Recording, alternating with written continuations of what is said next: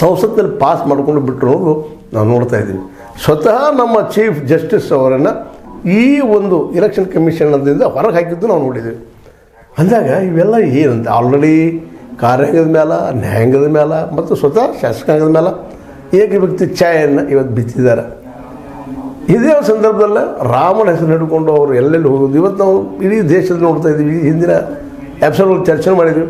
ಪ್ರತಿಯೊಂದು ಗುಡಿಗಳಿಗೆ ಸುತ್ತಾಗುವಂಥದ್ದು, ಪ್ರತಿಯೊಂದು ಗುಡಿಗೆ ಭೇಟಿ ಆಗುವಂಥದ್ದು, ಪ್ರತಿಯೊಂದು ಸಲ ಪ್ರತಿಯೊಂದು ವಿಷಯಗಳು ನೋಡಿದಾಗ ಮತ್ತು ಜೊತೆಗೆ ರಾಮನಿಂದನಪ್ಪ ಜಗತ್ತು ದಳಿತದ ಅನ್ನುವಂಥ ಬಿಂಬನೆ ಮಾಡುವಂಥದ್ದು ನೋಡಿದಾಗ ಮೋದಿಜಿಯವರು ಇವತ್ತು ಬಹಳ ದೊಡ್ಡ ಎತ್ತರಕ್ಕೆ ಧಾರ್ಮಿಕವಾಗಿ ಹೋಗ್ತಾ ಇದ್ದಾರೆ. ಹಾಗಾದ್ರೆ ಇವರೇನು ಸಾಂಸ್ಕೃತಿಕವಾಗಿ ಕೆಟ್ಟಿದಂಥ RSS ಇವತ್ತು ರಾಜಕೀಯದ ತೊಗೊಳ್ತಾ ಇದ್ದೇನೆ ಅಂತ.